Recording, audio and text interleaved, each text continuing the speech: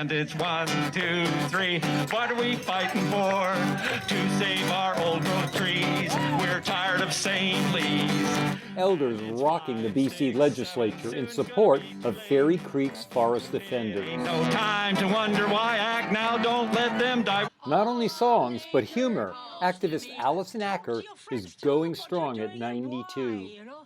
You can do anything when you're old. They don't want to arrest you, I tell you. It's a real hard job. I've been trying. But these elders were also deeply serious about their support for the forest defenders and angry at Premier Horgan for what those activists are enduring.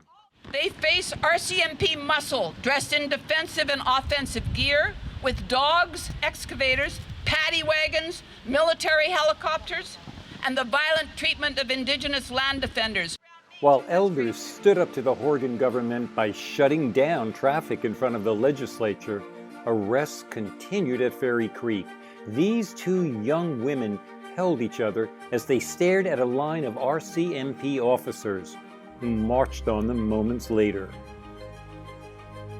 An elder woman sat stoically as the RCMP used a powerful chain-cutting tool on her, one of more than 330 forest defenders who have been arrested so far. Elders want all charges against the forest defenders dropped and all ancient trees to remain standing. They say it's time for Premier Horgan to tell the truth about the violence against ancient forests and their protectors. This government is lying about what is happening in this watershed. In mid-June, Indigenous land defenders led an even bigger rally at the provincial capital.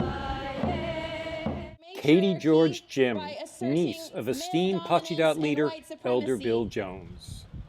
Colonialism has no place on Indigenous territories.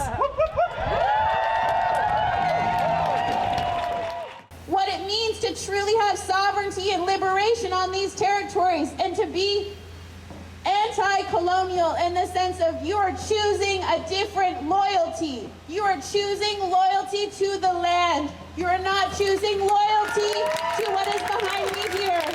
From land to sea, in Nanaimo on Vancouver Island, Extinction Rebellion kayaktivists took nonviolent direct action against raw log exports at the city's port. They say when logs sail over the horizon, so do thousands of BC jobs that could have come from millwork and other forms of added value. It takes days for cargo ships to be loaded with all the raw logs that will be sent overseas.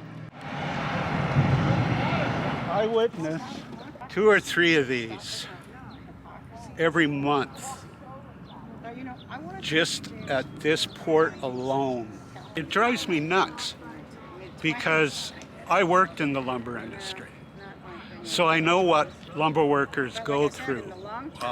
On again, off again, boom times, bust times.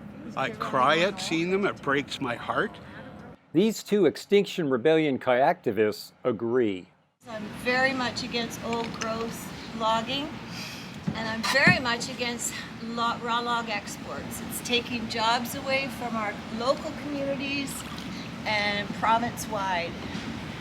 We need to keep our wood at home. They're also committing ecocide to our life support system, and it has to stop. We follow the kayaktivists out to a freighter where XR's Howard Breen set off an orange flare, then placed this sign against the ship's hull. That's when the RCMP showed up, announcing new regulations that would keep us farther from a vessel than ever before. When there's a ship that's loading, by 200 feet? Pardon me? 200 feet.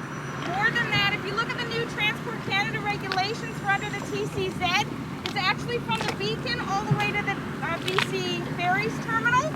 We backed off very slowly while Breen hoisted the banner onto a log boom, then glued himself to the boom, a first to our knowledge.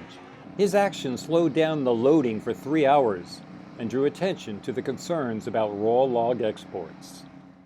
While other Extinction Rebellion activists closed down a road to the Nanaimo port, police used a chemical agent to unglue Breen, then arrested him. He was charged with mischief.